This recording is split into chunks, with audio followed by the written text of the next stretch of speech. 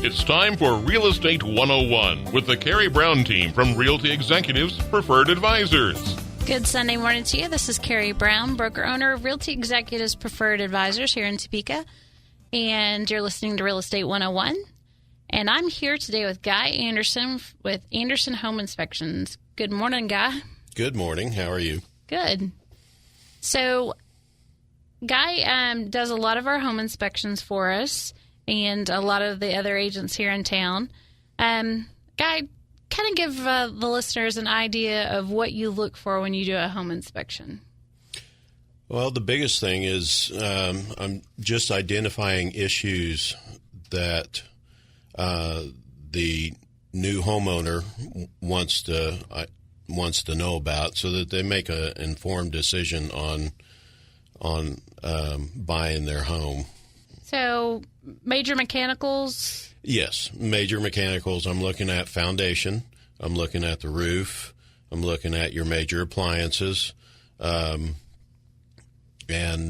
just the whole structure as a whole. So do you ever look for leaks or anything like that? Yes. I like to get into a house early.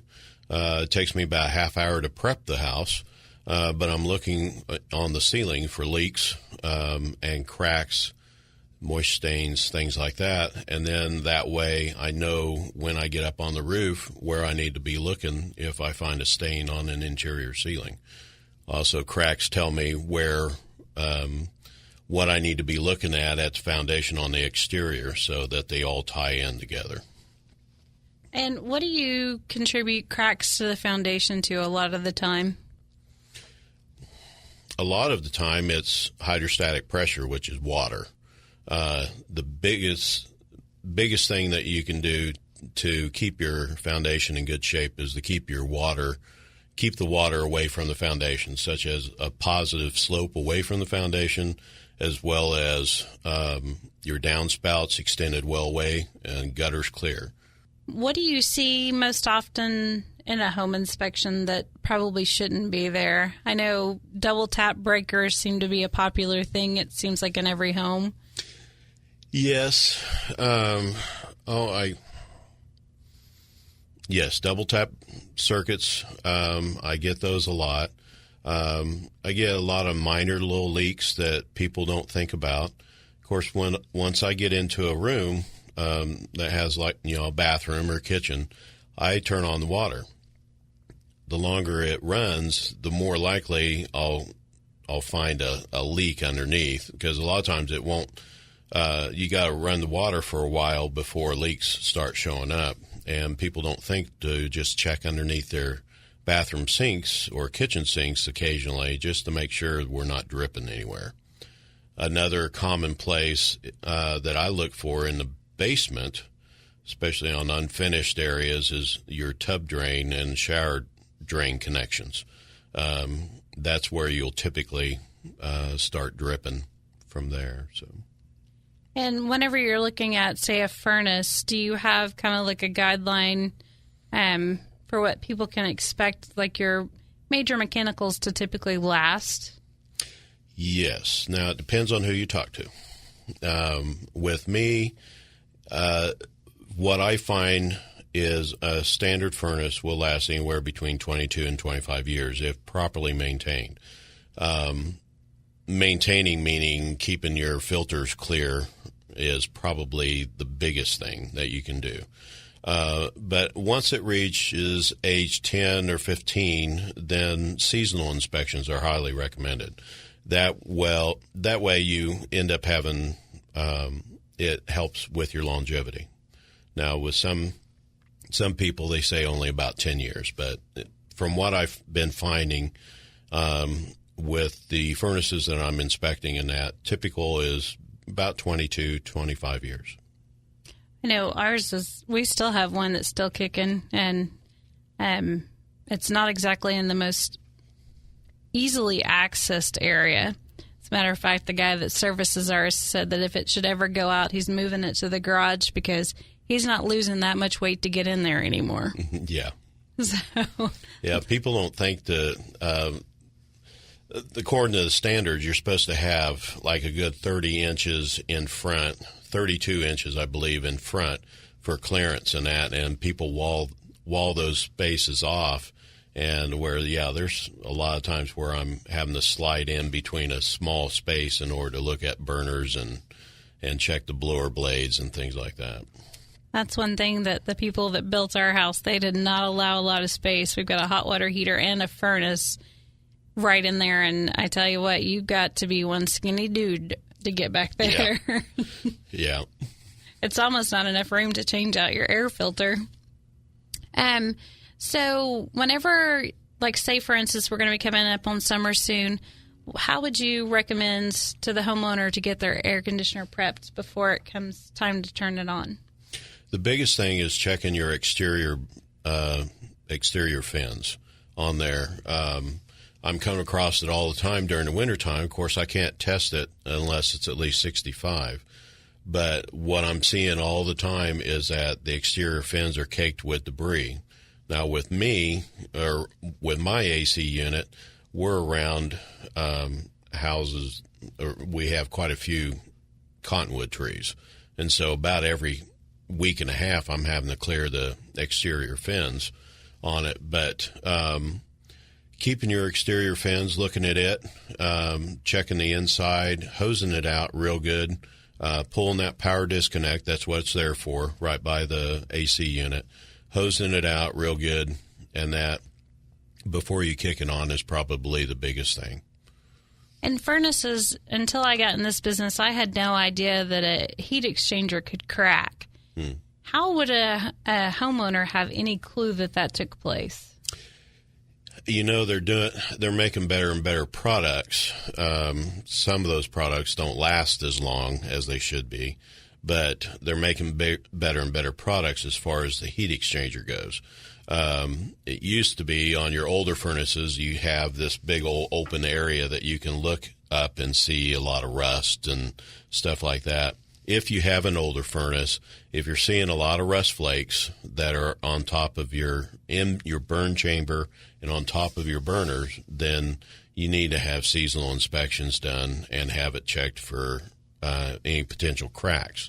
Now, the more up-to-date furnaces shoot the flame inside the heat exchanger, so there's really no way of telling. But it's sealed better, and so the likelihood of cracks is a lot less. And a hot water heater, how should a homeowner test that? Because it's my understanding they should test those, and I know most people have no clue that that's even something they can do. Yes. The manufacturer says that they'd like to see you go and empty your tank out twice a year. I don't know hardly anybody that does that, including myself. But you have a TPR valve, that's temperature pressure relief valve, that it's been my experience, you don't want to open it up because sometimes it won't shut back off again. The other thing, and it's meant to go off in the event that it builds up too much pressure in your tank. Now, as far as back to draining, if your water heater is an older unit that it's what I call popping and gurgling, making popping and gurgling noises, the reason why is because you've got a lot of excess sediment build up in the bottom of your tank. So you need to drain your tank a couple of times. Of course, you need to shut off your water at the top, flush it out once or twice at least. If you're getting popping noises, I would do it at least a couple of times.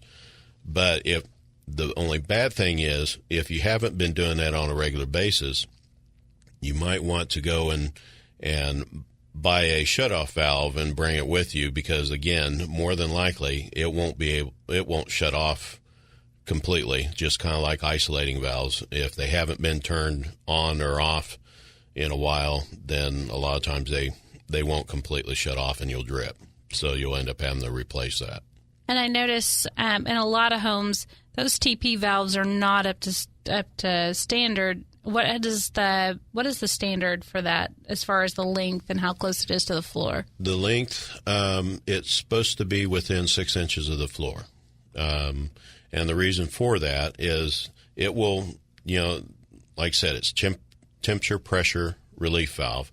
The buildup pressure is meant to go off. You don't want to be standing by it when it goes off, especially if you don't have any sort of TPR extension pipe on there at all. But it's supposed to be down within 6 inches of the floor, so then if it goes off, then it safely discharges without scalding somebody. Now, the other thing is that a lot of people don't realize is that you can go to one of the Lowe's, Home Depot, Menards, whatever, and get the thermal blankets for your hot water heaters, and that will save you about $80 a year. They only cost like $25, $26, but it will save you about approximately $80 a year. But a lot of people don't do that. Wow, I had no idea. And the TP valves, they're what, $15 or so? Yeah, they're not much because they're all threaded. Most of them, it's all universal. So if you don't have a TPR extension pipe or it's short, you just need to go and kind of measure, and then just tell when you go into a hardware place, just tell them that you're needing an extension pipe for a TPR valve. They know exactly what it is. It's just threaded, and it threads right on. So that's pretty handy. I had no idea until recently how inexpensive they are. So definitely a good thing to do. You don't want it to blow up and go through your roof. Or, no, that wouldn't be a good thing. Yeah, or shoot out water everywhere. No. Especially, I mean, I can't imagine the damage it would do if you didn't have one. But I would imagine a lot of water. Yeah, it would. Well, and you also run the risk of blowing up your tank too. None of that sounds like a good time. No, it's not. No. So definitely pay attention to that and get that checked. So in the wintertime, what would be your suggestions to a homeowner as far as getting the house kind of winterized, like the hoses off the valves and things like that? Yes. What I generally do, and I tell people, is about time that you change your clocks. Go, and that's about the time that most of the leaves have fallen, and that clear your gutters out, so then you don't have ice damming from water can't go anywhere. It ices up in your gutters, and then it starts backing up on your roof. You don't want that. Definitely taking your hoses off of your all your faucets there, and just spring and fall time, just go and walk around your house, look for and tap on your siding and trim and see what's soft. Usually I do that primarily during the springtime, right before we get into our rainy months. Go around the house and just check for any deteriorated paint, and that keeping surfaces well painted saves you an awful lot of time and moisture damage if you just stay on top of it. And gutters, if you ever see seedlings growing in them, that's not cool. Clean those out. Yeah. So do you have any funny stories of things that you've seen whenever you're actually inspecting homes?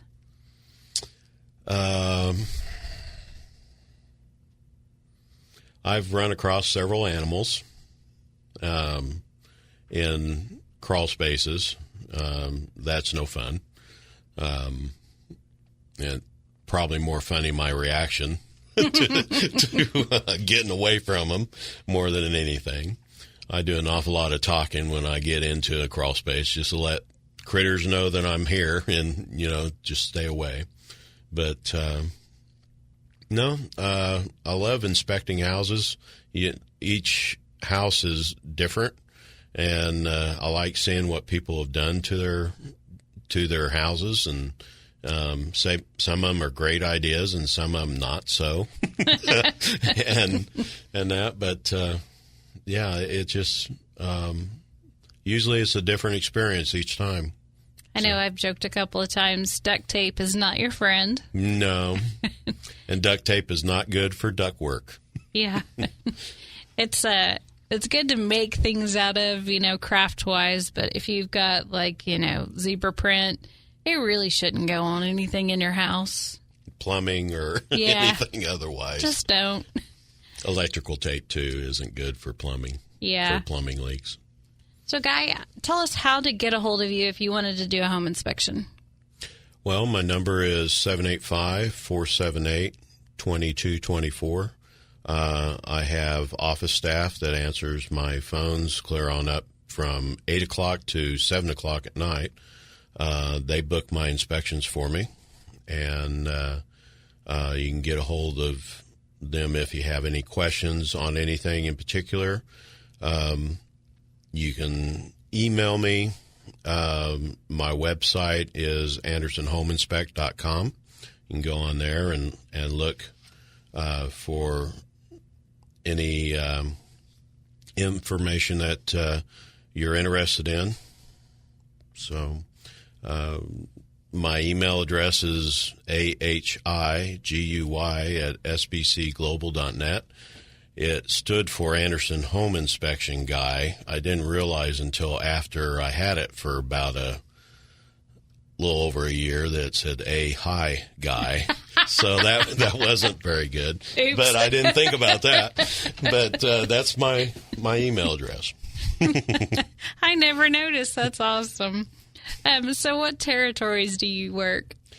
Most generally within, an hour circumference of Topeka area. I don't like getting too much further out than that, and that it just makes for an awful long day. Yeah, exactly. So accreditation wise, what kind of? I am certified as far as doing home inspections. I'm the only ASHI inspector in Topeka. That's American Society of Home Inspectors. The requirements for that is I have to do a minimum of 20 hours of CEUs every year. I have several magazines I subscribe to, too, that I read from front to back, trying to keep up on everyday new products and things that are coming up. But the workshops and stuff like that, like I said, minimum 20 hours to keep my certification up. I've been doing this for 18 years. Last month made 18 years for me. I'm licensed for radon testing as well as mitigation. And I'm also certified in mold testing. So let's talk a little bit about mold. I know a lot of people, especially whenever you're buying bank-owned properties, they think, well, they've bleached it, they've, taken out the sheetrock and things like that. That really isn't quite enough, is it? A lot of it all depends. The biggest, the food source is water for any mold. Mold can multiply twice its volume every 3 days, and that so dark, damp areas, basements, little air circulation. That's what mold likes. As far as that's the treatment is 50-50 bleach and water. The regular layperson can do up to a 10-foot square area, which is quite a bit. But 50-50 bleach and water, you can go stronger than that, but you're only affecting your respiratory. It will still kill the spores and that. When it is heavy, and that removal is of the sheetrock particularly, is the best way of doing it. Then spraying down any wood surfaces, stuff like that, with the 50-50 bleach and water. Usually we undercut, I'm recommending that you undercut 2 feet up from the bottom because that's where gravity, with water, and that your highest concentration is at the bottom until you get clear margins in that. But it's always a good idea, especially if you're not completely sure if you've gotten it all, is to do air samples. And then that will tell you whether or not you're elevated or not still in the house, or if you've got some more cleaning to do. Recently, a friend of mine was showing me some pictures where she's highly allergic to mold, and she was just covered in hives. And it come to find out it was actually their sliding back door wasn't sealed properly, and it was continuing to mold into the house. Yes. And it was behind the sheetrock and around the baseboards. So you oftentimes don't realize it because it's following the trail of the baseboards. Yeah.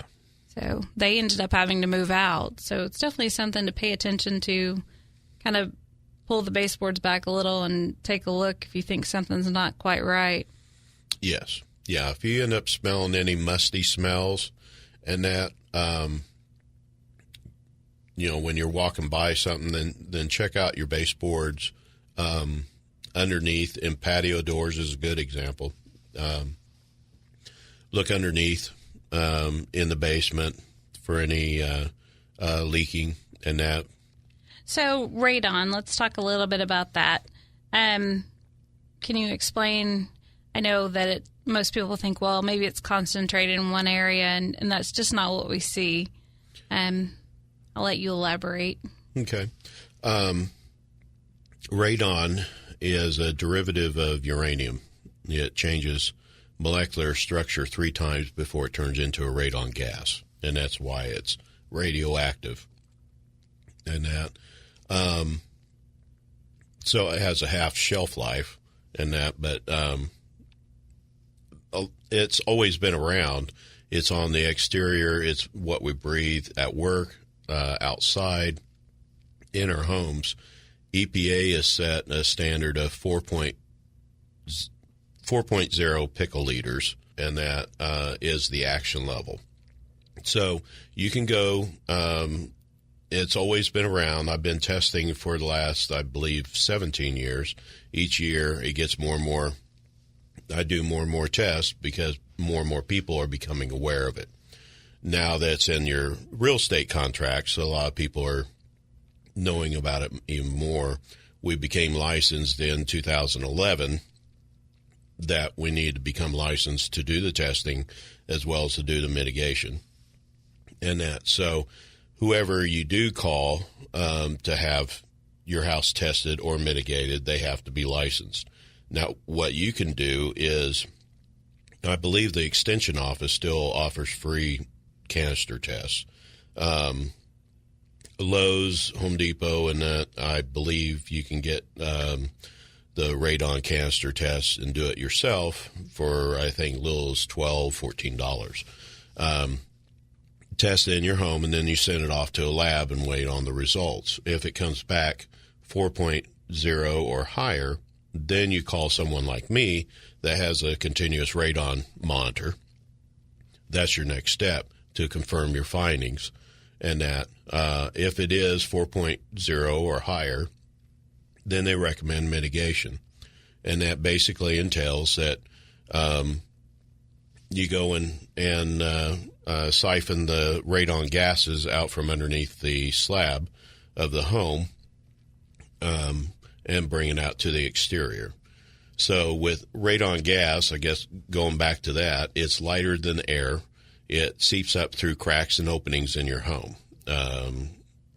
Sump pump pits, as well as the rough ends for your basement bathrooms, and that is probably your largest areas where radon gets into your home.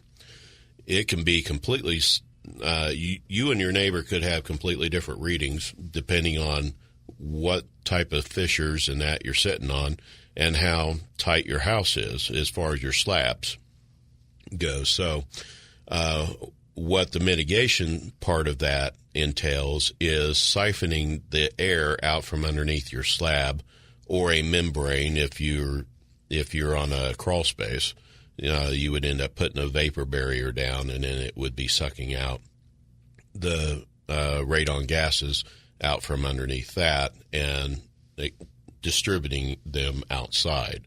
And that then you go and that person goes then and does a post-mitigation test. So then they show that it's under the action level. Preferably it should be under 2 if they did it right.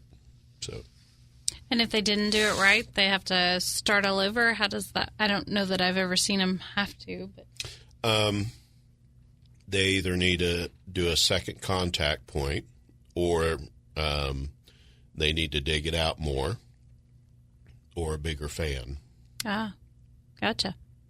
So for those of you that haven't been in a real estate transaction in quite some time, probably lived in your home for years and years and years, radon does cause cancer, and it is something that you should check into. The most inexpensive way to just test it out, like Guy said, is just to go out to the county extension office, and they have little packets of coal. That is what's in that, right? Yes. Yeah. And then hang it in the lower level and just leave it for the recommended amount of time, and then ship it off.